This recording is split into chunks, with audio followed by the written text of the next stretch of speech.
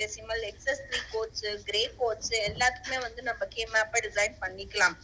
But I will recommend you and suggest you to design only and understand the logic of what I have sent you in the YouTube chat box.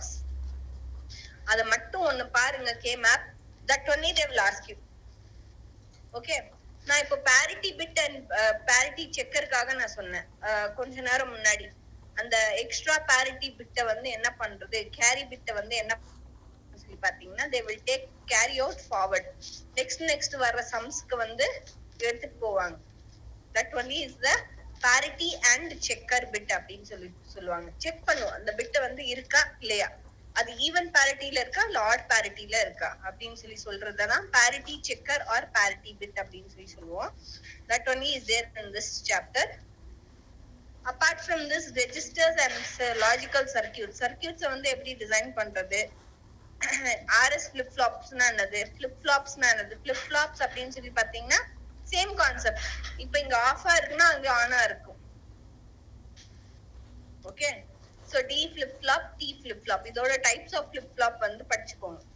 RS flip flop, JK flip flops, D flip flops, all those things you just have a glance. மெயினா உங்களுக்கு கேக்குறது வந்து அங்கதான் addition calculations அதுல கேட்பாங்க. And flip flops பத்தி கேக்குறதுக்கு 100% chances இருக்கு.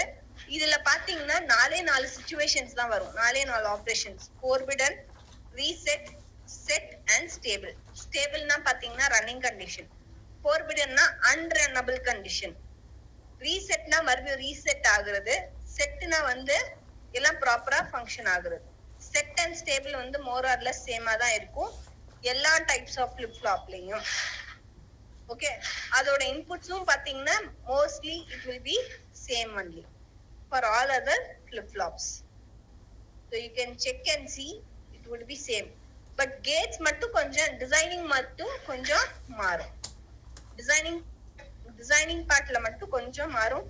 இதோட டிசைனிங் பார்ட்லாம் கேட்க மாட்டாங்க, ட்ரூத் டேபிளும் கேட்க மாட்டாங்க. பட் வாட் இஸ் வாட் அப்படின்னு சொல்லி கேட்பாங்க. J ஃபிளாப்னா என்னது, JK ஃபிளாப்னா என்னது, D ஃபிளாப்னா என்னது, F ஃபிளாப்னா என்னது அப்படின்னு சொல்லி கேட்கறதுக்கு வாய்ப்பு உண்டு. ஸோ flip flops வந்து ஒமிட் பண்ணிடாதீங்க. You have to see that. Apart from this, registers is very simple concept. நம்ம எதுக்கு registers யூஸ் பண்ணுவோம் அப்படின்னு சொல்லி பாத்தீங்கன்னா for preserving of the data வந்து preserve பண்றதுக்காக. preserve மட்டும் இல்ல, நம்ம எப்போ CPU வந்து அத கேட்கும் போது கரெக்டா அது வந்து அந்த ரெஜிஸ்டர்ல இருந்து தான் எடுத்து கொடுத்து காமிக்கிறதுக்காக தான் ரெஜிஸ்டர்ஸ் யூஸ் பண்ணுவோம். இல்ல பாத்தீங்கன்னா யூனி டைரக்ஷனல் ரெஜிஸ்டர்ஸ் இருக்கு, பை டைரக்ஷனல் ரெஜிஸ்டர்ஸ் இருக்கு. பை டைரக்ஷனல்ல ரெண்டு பக்கமும் வைஸ் வர்சா. யூனி டைரக்ஷனல் அப்படின்னு சொல்லி பாத்தீங்கன்னா one register will be set with one command, so that will be there. Then memory you all should be knowing. Programmable logical devices வந்து உங்களுக்கு தெரிஞ்சிருக்கும். counters are for the purpose of அது வந்து ஒரு device which stores some display of numbers of times of particular event. எந்த டைமுக்கு எந்த event வந்து எனக்கு டிஸ்ப்ளே பண்ணணும் அப்படின்னு சொல்லி அதை எடுத்துட்டு ரெடியா வச்சுக்கிறது வந்துதான் கவுண்டர். அது வந்து synchronous and asynchronous. synchronous counterனா it goes along with the time. என்ன டைம்க்கு நீங்க செட் பண்ணிருக்கீங்களோ அந்த டைம்க்கு வந்து டிஸ்ப்ளே பண்ணி காமிக்கும். asynchronous வந்து எல்லா ப்ராசஸும் முடிச்சதுக்கு அப்புறம் தான் அது வந்து அந்த ஈவென்ட் வந்து எடுத்து காமிக்கும். that event is there அப்படின்னு சொல்லி.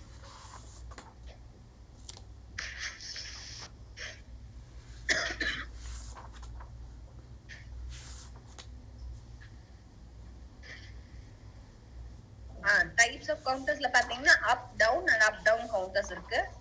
They all will not ask you this, what is counter kepanga. So counters can work according to the logic of synchronous and asynchronous. இது ரெண்டுமே நல்லா தெரிஞ்சுக்கோங்க. synchronous அப்படினு சொல்லி பாத்தீங்கன்னா goes along with time. asynchronous னா mismatch with the time. அதுக்கு எப்போ தேவைப்படுமோ அது அப்பதான் ஆன்சர் கொடுக்கும். தென் மெமரி அட்ரஸஸ். இன்டர்னல் மெமரினா என்னது, எக்ஸ்டர்னல் மெமரினா என்னது, இல்ல சின்ன வயசுல நீங்க படிச்சிருப்பீங்க. மேக்னெட்டிக் டேப்னா என்னது, மேக்னெட்டிக் டிஸ்க்னா என்னது, செகண்டரி மெமரினா என்னது, கேஷ் மெமரினா என்னது. These all are very simple. These all things you should have studied earlier. Primary memory, secondary memory, primary memory, RAM na என்னது, ROM na என்னது, DRAM na என்னது, SRAM na என்னது. DRAM na dynamic RAM, SRAM na static RAM, PROM, EPROM RAM, PRAM na programmable memory, EPROM na electrically programmable memory, EEPROM na erasable electronic programmable memory. அதெல்லாம் உங்களுக்கு தெரிஞ்சிருக்கும். So you just give a go through on this types of ROM.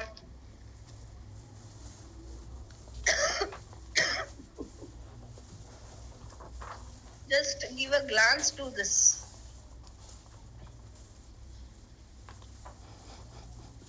Sums பண்றதுல time நிறைய போச்சு actually, to be very frank. But anyhow, we have actually concluded it. I have. So no worries. ஒரு 20 minutes extra எடுத்துட்டேன், there is no harm. கேட்ஸ்ல வந்து பாத்தீங்கன்னா and logics gates வந்து நல்லா ஞாபகம் வச்சுக்கோங்க. and or not, இது மெயினா இந்த 7 கேட்ஸ் வந்து ஞாபகம் வச்சுட்டு அதோட ட்ரூத் டேபிள ஞாபகம் வச்சுக்கோங்க. That is main thing. Half order, full ஆர்டர்னா என்னது, மெமரிஸ், கவுண்டர்ஸ், ஃபிளிப் ஃப்ளாப்ஸ். இதுதான் மெயினா ரிப்பீட்டடா வரும் உங்களுக்கு பெரிய கொஸ்டின்ஸ்ல. வேற ஏதாவது டவுட் இருக்காமா? எஸ்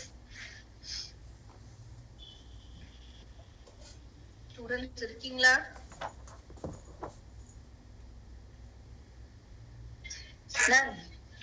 சொல்லுங்கம்மா. எக்ஸாம் பேட்டர்ன் எப்படி மேம் வரும்?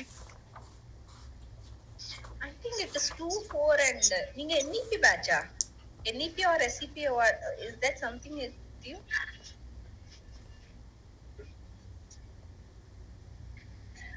நீங்க ஸ்டேட் பேட்ச் தானே? அந்த ஸ்டேட் அந்த தமிழ்நாடு ஸ்டேட் அதோட போர்ட்ல தானே வருவீங்க? Yes ma'am. இல்ல நேஷனல் எஜுகேஷன் பாலிசில வருவீங்களா? வருவீங்க, ஸ்டேட் பாலிசிஸ்ல தான் வருவீங்க, TNOE பாலிசிஸ்ல தான் வருவீங்க. அதனாலதான் நீங்க வந்து உங்களுக்கு எப்படி பேட்டர்ன் இருக்கும்னா 2 marks, 4 marks and 8 marks pattern வரும்.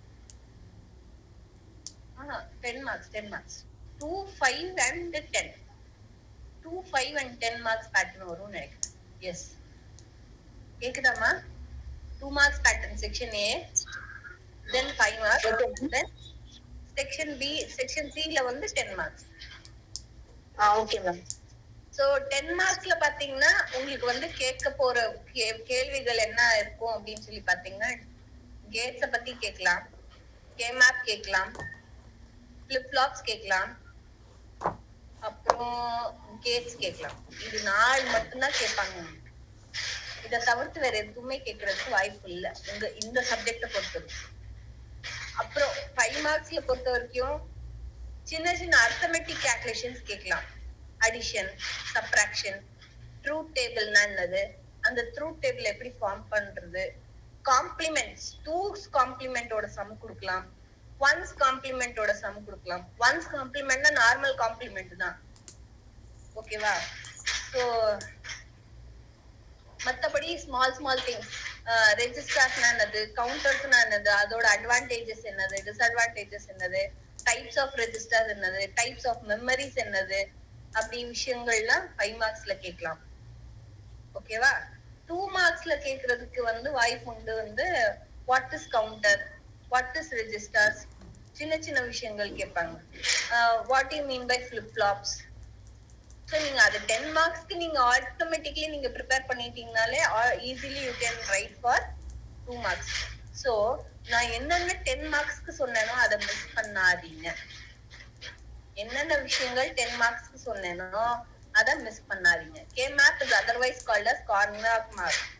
Karnaugh map. Karnaugh is a person who designed that map.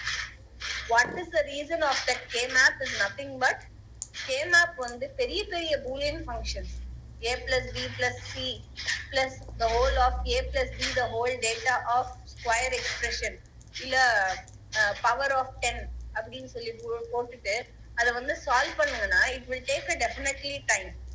So அத வந்து சிம்பிளா சால்வ் பண்ணணும் அப்படின்னா கொஞ்சம் டைம்ல சிம்பிளா சால்வ் பண்ணணும் வித்தவுட் எனி இது மிஸ்டேக்ஸ் அப்படின்னு சொல்லி பாத்தீங்கன்னா நம்ம கே மேப்ஸ் யூஸ் பண்ணுவோம். ஓகேவா? That is the reason that we use for K maps. So இந்த பெரிய பெரிய கொஸ்டின்ஸை வந்து ஞாபகம் வச்சுட்டீங்கன்னா automatically you get ready for your 2 marks. வேற ஏதாவது doubt? S,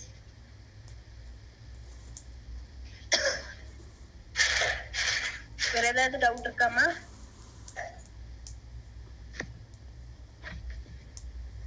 students? No, ma'am.